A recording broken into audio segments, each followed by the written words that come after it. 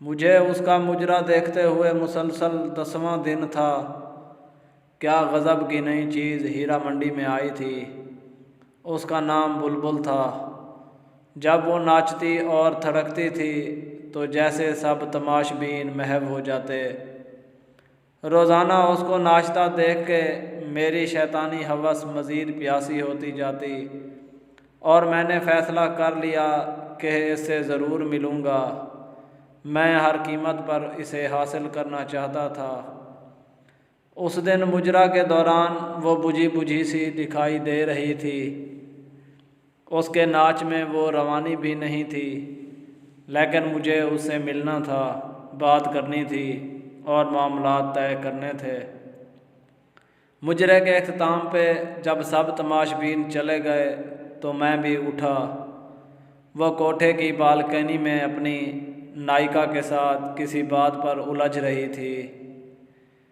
دروازے کے تھوڑا سا قریب ہوا تو میں نے سنا کہ وہ اس سے رو رو کر کچھ مزید رقم کا مطالبہ کر رہی تھی، مگر نائکا اس کو دھتکار رہی تھی اور آخر میں غصے میں وہ بلبل کو اگلے دن وقت پہ آنے کا کہہ کر وہاں سے بڑبڑاتی ہوئی نکل گئی۔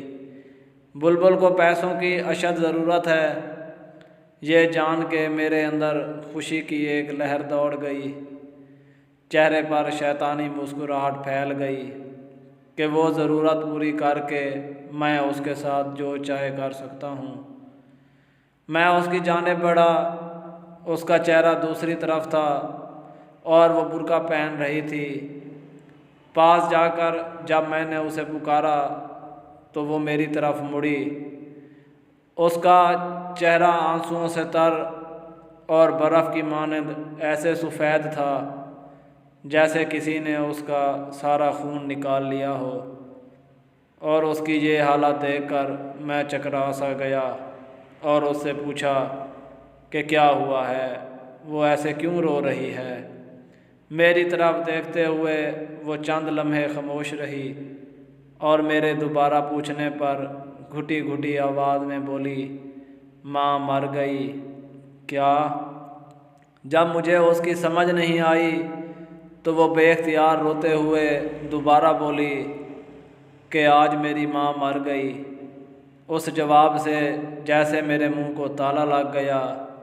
میری شیطانی ہوس جس کو پورا کرنے کے لیے میں اس کی جانب آیا تھا مجھ سے میلوں دور بھاگ گئی۔ تو تم یہاں کیا کر رہی ہو؟ میں نے غصے اور حیرت سے اس سے پوچھا۔ کفن دفن کے پیسے نہیں ہیں میرے پاس، اس لیے میں مجرا کرنے آئی تھی، مگر نائکا آج پیسے ہی نہیں دے رہی۔ کہتی ہے بہت مندی ہے، تماش بین کوٹھے پر نہیں آتے، جو آتے ہیں وہ پہلے کی طرح کچھ لٹاتے نہیں۔ وہ کہہ رہی ہے کہ عیدھی والوں سے اپنی ماں کے کفن دفن کا انتظام کروا لو۔ اتنا کہہ کے وہ برقع پہن کر کوٹھے سے باہر نکل آئی۔ میں بھی اس کے پیچھے چل پڑا۔ میں تمہاری ماں کے کفن دفن کا بندوبست کرتا ہوں۔ وہ چند لمحے مجھے مشکوک نظروں سے دیکھتی رہی اور پھر خاموشی سے میرے ساتھ بیٹھ گئی۔ گاڑی ٹیکسالی سے باہر نکالتے ہوئے میں نے بلبل سے اس کے گھر کا پتہ پوچھا۔ وہ علاقہ میرے لیے نیا نہیں تھا، کئی بار میں وہاں سے گزرا ہوا تھا۔ میں نے گاڑی اس طرف موڑ دی۔ سارا راستہ وہ خاموشی سے روتی رہی۔ میرے پاس اس کو تسلی دینے کے لیے الفاظ بھی نہیں تھے۔ کچھ دیر میں ہم بلبل کے گھر پہنچ گئے۔ یہ ایک چھوٹے سے کمرے کا گھر تھا۔ صحن کے بیچ میں چارپائی پر اس کی ماں کی لاش ایک گدلے کمبل میں لپٹی پڑی تھی۔ صحن میں بلب کی پیلی روشنی وہاں بسنے والوں اور گھر کی حالت چیخ چیخ کر عیاں کر رہی تھی۔ چارپائی کے پاس دو بوڑھی عورتیں بیٹھی تھیں۔ ایک کی گود میں 7-8 ماہ کا بڑا گول مٹول اور پیارا سا بچہ کھیل رہا تھا۔ آدھی رات ہونے کو آئی تھی۔ جیسے ہی بلبل گھر میں داخل ہوئی وہ بوڑھی عورتیں بچہ اسے سونپتے اور دیر سے آنے کی وجہ سے ناراضگی کا اظہار کرتے ہوئے وہاں سے رخصت ہو گئیں۔ بلبل بچے کو لے کر کمرے کی طرف گئی۔ بچہ بہت بے قرار تھا اور پھر وہ اس کو چھاتی سے لپٹ گیا جیسے صبح سے بھوکا ہو۔ کیا یہ بلبل کا بچہ ہے؟ یہ ایک نیا انکشاف تھا۔ بلبل شادی شدہ بھی ہے۔ چند لمحوں بعد وہ کمرے سے باہر آئی، مجھے یوں ہی کھڑا دیکھ کر پھر کمرے میں گئی اور ایک پرانی کرسی اٹھا لائی۔ سیٹھ جی معذرت، میرے گھر میں آپ کو بٹھانے کے لیے کوئی چیز نہیں ہے، وہ کرسی رکھتے ہوئے شرمندگی سے بولی۔ میں سر ہلاتے ہوئے اس کرسی پر بیٹھ گیا۔ کچھ سمجھ نہیں آ رہا تھا کہاں سے شروع کروں۔ تمہارا اصل نام کیا ہے بلبل؟ بالآخر میں نے اس سے پوچھا۔ وہ چپ رہی، شاید بتانا نہیں چاہ رہی تھی۔ افشاں، میرے دوبارہ پوچھنے پر اس نے آہستہ سے کہا۔ بہت افسوس ہوا تمہاری ماں کی وفات کا۔ وہ خاموش رہی۔ تمہارا باپ بھائی کوئی ہے؟ اس نے خاموشی سے نہیں میں سر ہلایا۔ یہ بچہ تمہارا ہے؟ اس نے پھر خاموشی سے ہاں میں سر ہلایا۔ تمہارا شوہر کہاں ہے؟ چند لمحوں بعد وہ بولی، چھوڑ گیا۔ تم ہیرا منڈی کیسے گئی؟ تم مجھے ناچنے گانے والی تو نہیں لگتی۔ اب وہ نظریں اٹھا کر مجھے دیکھتی ہوئی بولی، سیٹھ جی قسمت وہاں لے گئی۔ گھر میں کوئی مرد نہیں تھا، ایک بیمار ماں اور بچے کی ذمہ داری تھی۔ کہیں اور کام نہیں ملا تو نہ چاہتے ہوئے بھی مجبوراً یہ راستہ اختیار کرنا پڑا۔ کچھ عرصے تک نائکا نے ناچ گانا سکھایا اور پھر دھندے پر بٹھا دیا۔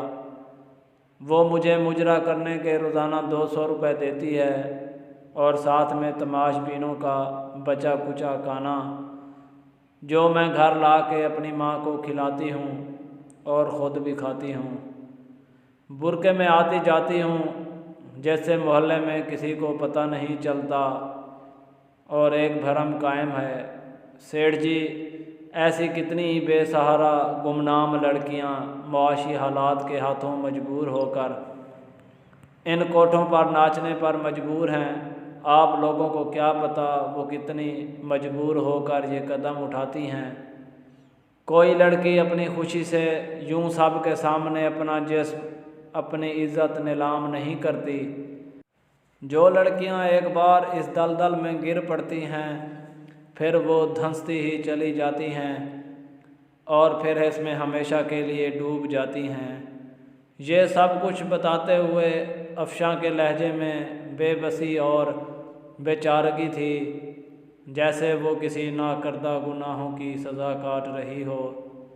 میں کچھ دیر اس کے چہرے کو دیکھتا رہا، پھر پرس سے چند نوٹ نکالے اور اس کے ہاتھ میں تھماتے ہوئے بولا، کل اپنی ماں کی تدفین کروا لینا اور بچے کے لیے کچھ خوراک اور گھر کے لیے راشن پانی لے لینا۔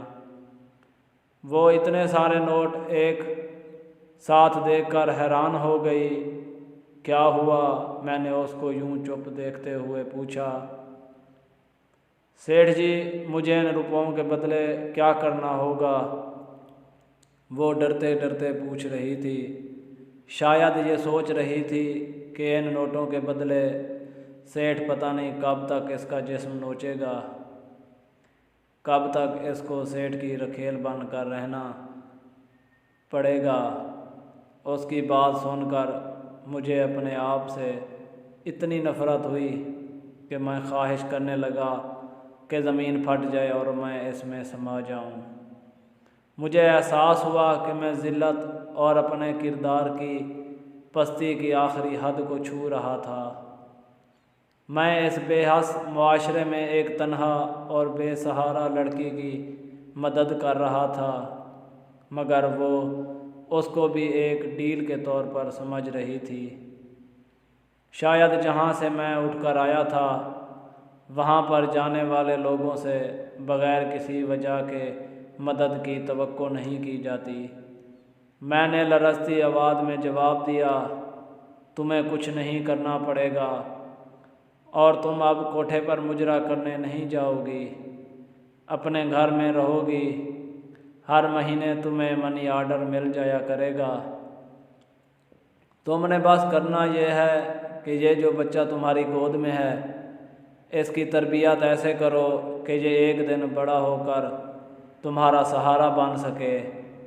یہ جو رقم میں بھجواؤں گا تم پر یہ قرض ہے، اور جب تمہارا بیٹا جوان ہو جائے گا، ایک قابل انسان بن جائے گا تو تم مجھے واپس کر دینا۔ افشاں حیران پریشان کھڑی مجھے دیکھ رہی تھی۔ اس انسان کو جس کے سامنے ابھی وہ ناچ کر آئی تھی وہ اس سے ایسے باتیں کر رہا تھا۔ پھر وہ بے آواز رو پڑی۔ مجھ سے وہاں رکا نہیں گیا۔ میں نے افشاں کے گھر کا پتہ لیا اور اس کو اپنا کیا وعدہ یاد دلا کر وہاں سے رخصت ہو گیا۔ سارے راستے میں یہی سوچتا رہا، مجھے تم سے کچھ نہیں چاہیے، مجھے تم سے کچھ نہیں چاہیے افشاں۔ جو تم نے مجھے دیا ہے میں اس کا احسان ساری عمر نہیں اتار پاؤں گا۔ تم نے مجھ میں دفن اس انسانیت کو جگا دیا جو میں دولت اور شیطانی ہوس کے نیچے دبا کر مار چکا تھا۔ تم نے مجھے پھر سے انسان بنایا ہے افشاں۔ اس واقعے کے بعد میں ان تمام برے کاموں سے توبہ کر کے اس کی بارگاہ میں گناہوں کا بوجھ لیے حاضر ہوا۔ ہر روز اس کے سامنے اپنے گناہوں کا اعتراف کرتا، اس سے معافی کی درخواست کرتا۔ میں باقاعدگی سے ہر ماہ افشاں کو منی آرڈر بھجواتا رہا۔ کئی دفعہ دل کیا میں اس مسیحا کو مل کر آؤں جس کی وجہ سے مجھے ان تمام گناہوں اور بدکاریوں سے نجات ملی، مگر ہر دفعہ ایک شرمندگی آڑے آتی رہی کہ کبھی میں اپنی شیطانی ہوس کے لیے اس کا پیاسا تھا، اور پھر وقت گزرتا چلا گیا، دن مہینوں میں بدلنے لگے اور مہینے سالوں میں تبدیل ہوتے گئے، مگر میں افشاں کو بھولا نہیں تھا۔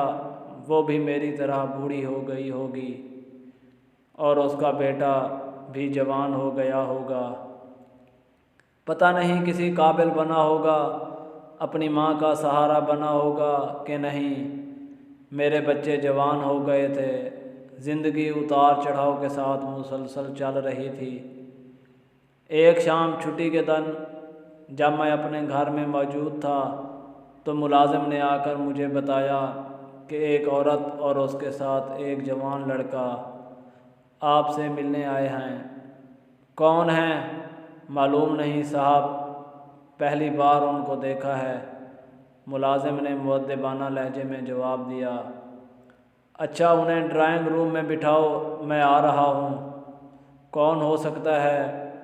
یہی سوچتے ہوئے میں ڈرائنگ روم کی طرف بڑھا۔ ایک عورت پرنور چہرہ کے ساتھ سفید بڑی چادر میں خود کو چھپائے ہوئے ہاتھ میں ایک پرانی سی ڈائری لیے کھڑی تھی، اور اس کے ساتھ اچھے کپڑوں میں ملبوس ایک بڑا ہینڈسم نوجوان کھڑا تھا۔ اس لڑکے کو میں جانتا تھا، وہ ہمارے علاقے کا نیا ڈی ایس پی احمد تھا۔ سلام سیٹھ جی، میں افشاں ہوں اور یہ میرا بیٹا احمد۔ جو ہی اس نے افشاں کا نام لیا میرے ذہن میں اس کا ماضی کا چہرہ گھوم گیا اور مجھے پہچاننے میں دیر نہیں لگی کہ وہ افشاں تھی۔ آپ مجھے پہچان گئے نا؟ میں نے سر ہلاتے ہوئے ہاں میں جواب دیا اور ان کو بیٹھنے کا اشارہ کیا۔ افشاں پھر اپنے بیٹے سے مخاطب ہو کر بولی، احمد بیٹا، یہی ہیں میرے مسیحا جن کی بدولت تمہاری ماں گندگی کی دلدل میں گرتے گرتے نکلی، اور یہی ہیں جو تمہاری پڑھائی کا تمہیں یہاں اس مقام تک لانے کا ذریعہ ہیں۔ میں ان کو جانتا ہوں امی جان، ان کا شمار علاقے کے معزز ترین افراد میں ہوتا ہے، مگر میں یہ نہیں جانتا تھا کہ مجھے اس مقام پر لانے میں ان کا کردار سب سے اہم ہے۔ سیٹھ صاحب، جس طرح آپ ہم بے سہارا اور بے کس لوگوں کی زندگی میں مسیحا بن کر آئے، اس کا احسان ہم کبھی نہیں بھولیں گے۔ احمد بڑی مشکور نظروں سے دیکھتا ہوا بڑی عاجزی سے بول رہا تھا، ایسے کہہ کر آپ لوگ مجھے شرمندہ مت کریں۔ میں نے افشاں کی طرف دیکھتے ہوئے کہا۔ آج اس کو پکارتے ہوئے بے اختیار میرے منہ سے افشاں بہن نکل گیا۔ میں خود حیران تھا، مگر یہ سچ تھا۔ افشاں صوفے سے اٹھی اور آگے بڑھ کر پرانی سی ڈائری مجھے تھماتے ہوئے کہنے لگی، سیٹھ جی، اس میں وہ تمام حساب درج ہے، میری ماں کی تدفین سے لے کر آپ کے آخری منی آرڈر تک۔ میں نے ایک ایک پائی کا حساب رکھا ہے۔ آپ کے دیے پیسوں کا امانت کے طور پر استعمال کیا ہے، اپنے بیٹے کو ایک قابل انسان بنایا۔ آپ نے مجھے 22 سال پہلے کہا تھا کہ یہ قرض ہے اور یہ تب واپس کرنا جب تمہارا بیٹا ایک قابل انسان بن جائے۔ کچھ لمحے خاموش رہنے کے بعد افشاں پھر سے بولی، سیٹھ جی، آج وہ وقت آ گیا ہے، میں آپ کے احسانوں کا بوجھ تو نہیں اتار سکتی، مگر جو پیسے آپ نے مجھے دیے تھے میرا بیٹا وہ ضرور اتارے گا، اور آپ سے درخواست ہے آپ انکار مت کریں۔ میں افشاں کو بڑی تحسین نظروں سے دیکھ رہا تھا۔ آخر اس نے وہ کر ہی دکھایا۔ یقیناً قول و قرار کو نبھانا، وعدہ پر قائم رہنا ایک اچھے کردار کے حامل انسان کی بڑی نشانی ہے۔ یہ سب سن کر میرے دل میں اس کی عزت اور احترام اور بڑھ گیا۔